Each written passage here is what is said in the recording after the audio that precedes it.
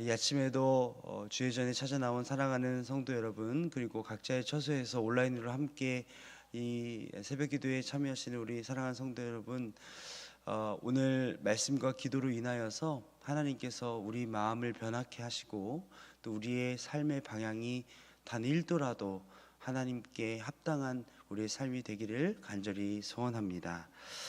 우리가 함께 읽었던 시편 60편은 참 표제가 긴 말씀입니다. 이 표제만 사실 깊이 나누어도 우리 말씀 가운데 참 은혜가 되는데, 이 표제를 먼저 다루기 전에 우리 인생에서 이 표제처럼 또 오늘 시편 60편처럼 여러 가지 어려움들이 같이 다가오는 경우가 있습니다. 꼭 우리를 무너뜨리는 여러 가지 어려움들은 하나씩 하나씩 순서를 기다렸다가 다가오는 것이 아니라 마치 나를 무너뜨리기도 하기 위한 것처럼 모든 어려움들이 동시에 오는 경우가 있다는 것입니다. 하나 싸우고 겨우 버티고 있는데, 아직 상처도 다 아물지 못했는데 다른 어려움들이 나에게 다가와서 이것을 겨우겨우 버텨낸 그런 경험들이 여기 있는 우리 성도님들은 한 번씩 다 있으셨을 것이라고 생각이 듭니다. 여러분, 그때 어떤가요? 겨우겨우 막아내긴 했는데 내 안에 있는 공허함, 그리고 내가 정신없이 그 일들을 치르다 보니까 마치 하나님이 그 모든 상황 가운데 계시지 아니하셨던 것처럼 느껴지는 나의 허탈함. 이런 경우에 우리는 어떻게 합니까? 하나님을 원망합니까? 아니면 다시 하나님을 붙잡습니까? 오늘 시편 60편은 그 이야기를 하고 있는 것입니다. 우리가 천천히 시편 60편을 좀 살펴보면서 하나님께서 우리에게 주시는 여러 가지 고난과 어려운 가운데 우리의 방향성이 어디에 있는가에 어디를 향해 있어야 하는가에 대해서 함께 나누어 보도록 하겠습니다. 앞에서 말씀드렸다시피 오늘 시편의 표제는 51편, 52편, 54편과 마찬가지로 굉장히 긴 표제를 갖고 있습니다.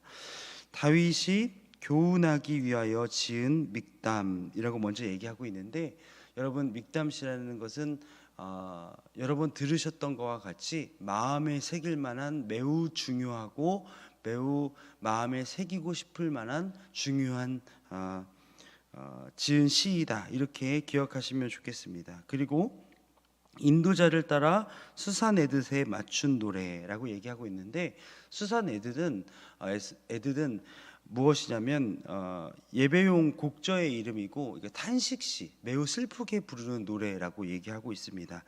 수산에듯이라는 말이 증거의 백합이라는 뜻인데, 즉 매우 어렵고 국가적으로 또 개인적으로 어려운 상황 속에서 백합처럼 진하게 하나님의 증거, 하나님의 약속을 기억하면서 부르는 시가 바로 수산에듯이라고 이야기하고 있습니다. 그리고 상황도 나와 있는데, 다윗이 아람 나하라임과 아람 소바와 싸우는 중에 요압이 돌아와 에돔을 소금 골짜기에 쳐서 12,000명을 죽인 때라고 나와 있습니다. 위에 앞에 나와 있는 아람 나하라임과 아람 소바는 이스라엘 최북단에 있는 북단 경계에 있는 나라들을 이야기하고 있습니다. 즉 이스라엘의 맨 꼭대기에서 그 전쟁을 치르고 있을 때 그 전쟁에 집중하고 있는데 에돔이라는 나라, 즉 이스라엘의 맨 남쪽에 있는 나라가 쳐들어왔을 때를 이야기하고 있고, 표제에 나와 있듯이 겨우겨우 전쟁을 치르고 있는데 에돔이 또 이 전쟁 이스라엘을 쳐들어오게 되어서 요압이라는 장수가 돌아와서 소금 골짜기에서 겨우겨우 12,000명을 죽였다고 표제에서 이야기하고 있습니다. 12,000명을 죽였으면 사실 대승리 아닌가라는 생각을 이야기하고 있지만, 사실 이것은 승리의 노래가 아닙니다. 정말 나라가 무너질 뻔하고 여러 가지 어려운 상황 속에서 많은 피해를 입었고 겨우겨우 버티고 막아냈을 때, 그때 다윗이 지은 시라고 이해하시면 되겠습니다. 정말 이런 상황 속에서 다윗은 여러 가지를 어려워하면서 힘들어했고 눈물로 부르짖으며 시를 지었는데, 이 시를 한마디로 요약하면 이렇게 말씀드릴 수 있겠습니다. 주님, 그때는 정말 주님이 안 계신 것 같았습니다. 너무 정신이 없어서, 너무 힘들어서 주님이 나를 떠나신 것 같았습니다 라고 이야기하고 있는 것입니다. 그래서 이 시는 전쟁의 보고서가 아니라 다시 우리와 함께 해달라는 공동체의 울부짖음입니다. 우리가 가장 위험한 순간은 망했을 때가 아니라, 망할 것 같을 때가 아니라, 망했는데도 혹은 망할 것 같은데도 아무 느낌이 없을 때입니다. 그러나 다윗은 울었습니다. 왜냐하면 아직 하나님을 놓지 않았기 때문입니다. 오늘 본문을 조금 또 자세히 살펴보면서, 그러면 우리가 이런 상황에서 어떻게 해야 될지 함께 좀 나누어 보고자 합니다. 5절 말씀을 우리가 함께 읽기로 하는데, 5절 함께 읽겠습니다. 주께서 사랑하시는 자를 건지시기 위하여 주의 오른손으로 구원하시고 응답하소서. 여러분, 위기 상황에서 우리가 붙잡아야 할 것은 이 상황을 어떻게 헤쳐나가야 될지에 대해서 전략적으로 판단하는 것은 사실 두 번째 일입니다. 여러분들의 어려운 상황 속에서, 절박한 상황 속에서 우리가 제일 먼저 잡아야 할 것이 무엇이냐면 우리의 정체성입니다. 내가 누구이며, 내가 어떤 사람이며, 내가 어떤 위치에서 이 문제를 잡고 있느냐, 이 문제를 지금 부딪히고 있느냐를 제대로 알고 있어야 우리의 심령이 무너지지 않습니다. 여러분, 목회를 하다 보면 혹은 신앙생활을 하다 보면 여러분, 우리의 신앙을 무너뜨리게 하는 여러 가지 요소들이 있습니다. 때로는 내 개인적인 일들도 있지만, 열심히 했는데도 어떤 사람의 말이나 행동이나 나에 대한 평가가 나의 마음을 막 무너뜨리는 경우가 있습니다. 그러면 우리가 마음속에 드는 생각이, 믿음이 연약한 우리는 이런 생각이 듭니다. 에이, 평가도 이렇게 받는데 열심히 해서 뭐 하겠어. 알아주지도 않는데 이렇게 고생해서 뭐 하겠어. 이런 생각이 문득 듭니다. 여러분, 그런데 우리가 이럴 때마다 잡아야 하는 것은, 우리는 어떤 사람의 인정과 사람의 칭찬을 위해서 하나님의 부르심을 받았다는 것이 아니라는 것입니다. 우리는 하나님의 사랑, 그리고 하나님의 부르심, 하나님의 자녀된 사람으로서 하나님을 사랑하기에 이 일들을 감당하고 있다는 우리의 정체성을 제대로 확립하여야 우리는 쉽게 무너지지 않는 것입니다. 가정에서도 마찬가지입니다. 가정에서도 여러 가지 상황 가운데 우리를 힘들게 하고 무너뜨리게 하는 여러 가지 요소들이 있습니다. 부부의 사이에서, 자녀와 또 부모의 사이에서, 또 가족들과 친척들 사이에서 모든 것들을 내려놓고 포기하고 싶은 경우가 한두 번이 아니라는 것입니다. 그럴 때 우리는 무엇을 잡아야 하는 것입니까? 내가 그 관계 속에서 어떤 위치에 있는지, 저리 휘청 이리 휘청하는 나의 상황을 바라보면 이 세상 어느 사람이라도 무너질 수밖에 없는 것입니다. 그때 우리가 바라보아야 할 것은 내가 누구인가, 내가 어떤 존재로, 어떤 이름으로 살아가고 있는가를, 그 정체성을 잡아야 한다는 것입니다. 다윗은 오늘 5절에 본 것 같이 주의 사랑하는 자를 건지소서라고 이야기하고 있습니다. 다윗은 정말 정신없이 북쪽으로 남쪽으로 사방으로 우겨쌈을 당하는 이 순간에도 자신의 정체성을 이야기하면서 하나님의 언약을 붙들고 있는 것입니다. 오늘 우리가 조금 있다가 함께 기도할 때, 여러분들 상황에 매여서 상황을 가지고 이야기하면 절망밖에 나오지 않습니다. 그럼 우리가 붙들어야 하는 것이 무엇입니까? 우리의 상황 속에서 내가 어떤 언약의 백성인지, 내가 하나님의 어떤 놀라우신 약속을 받은 사람인지, 예수 그리스도의 어떤 십자가의 피 흘리심으로 내가 구원된 백성으로 살아가고 있는지를 분명하게 깨달으셔야 우리가 기도의 자리와 우리의 정체성을 흔들리지 않는다는 것입니다. 하나님은 여러 가지 어려운 상황 속에서 우리가 어려울 때 우리를 기억하게 하시는 또 하나의 방법이 있습니다. 무엇이냐면 오늘 본문에서 계속적으로 나오는 것이 내가 누구인지를 우리에게 알려주십니다. 6절부터 8절까지 하나님은 하나님이 어떤 분이신지 말씀하고 계십니다. 특별히 8절에 보시면 모압은 나의 목욕통이라 에돔은 나의 신발을 던지리라 블레셋아 나로 말미암아 외치라 하셨도다. 하나님은 여러 가지 어려운 상황 속에서 하나님이 누구이신지를 우리에게 알려주심으로 말미암아 우리에게 다시 한번 힘을 주시는 분이시라는 것입니다.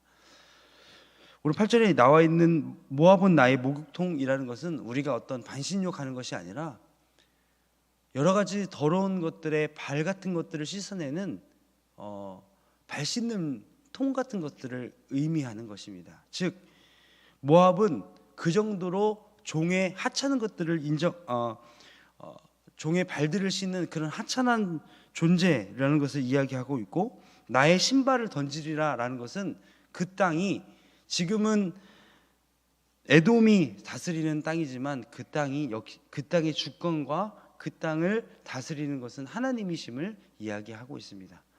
여러분, 우리가 붙잡아야 하는 것은 바로 이런 것이라는 것입니다. 여러 가지 문제 상황 속에서 하나님이 하나님 되심을 말씀하실 때가 있습니다. 오늘 우리가 기도하는 중에 하나님이 모든 주권자 되신다는 사실이 우리 마음속에 깊숙이 새겨지길 간절히 소원합니다. 그걸 통해서 그 약속된 말씀을 붙잡고 기도할 때 우리는 흔들리지 않는다는 것입니다. 말씀을 통하여서 오늘 기도하는 중에 하나님의 음성이 우리에게 그렇게 들리길 간절히 소원합니다. 마지막으로 9절에서 12절을 보면 하나님을 놓지 않는 질문을 다윗은 계속적으로 합니다. 누가 나를 견고한 성으로 인도할꼬? 다윗은 하나님께 묻습니다. 주님, 결국 누가 나를 여기서 꺼내 주실 수 있습니까? 기도는 답을 아는 사람이 아니라 하나님을 포기하지 않는 사람이 드리는 질문입니다. 그러면서 다윗은 사람의 구원이 헛되다는 것을 이야기하고 있습니다. 사람은 도울 수는 있어도 구원할 수는 없습니다. 사람을 의지하면 실망하지만 하나님을 의지하면 기다리게 된다는 것입니다. 그리고 기다림 끝에 반드시 하나님의 손이 나타난다는 사실을 여러분 기억하셨으면 좋겠습니다. 그러면서 마지막에 이렇게 이야기합니다. 우리가 하나님을 의지하고 용감하게 행하리니 그는 우리의 대적을 밟으심이로다 라고 얘기하고 있습니다. 하나님을 의지한다는 것이 무엇입니까? 여러 가지 상황이 바뀌지 않는 내 상황 속에서 다시 살아내 보겠다는 행동과 액션을 취하는 것입니다. 기도하고 여전히 절망 속에서 삶을 살아내는 것이 아니라 우리의 삶의 주권이 하나님께 있음을 고백했다면 이제 방향을 틀어서 다른 스탠스를 취하며 다른 자세를 취하며 하나님 앞에서 살아내 보는 것이 우리의 맡겨진 임무라는 사실을 기억하셨으면 좋겠습니다. 승리는 내가 하는 것이 아니라 하나님이 하게 하시는 것입니다. 믿음은 가만히 있는 것이 아니라 하나님을 붙잡은 채 오늘을 사는 용기 있는 것이 바로 믿음이라고 말씀드릴 수 있겠습니다.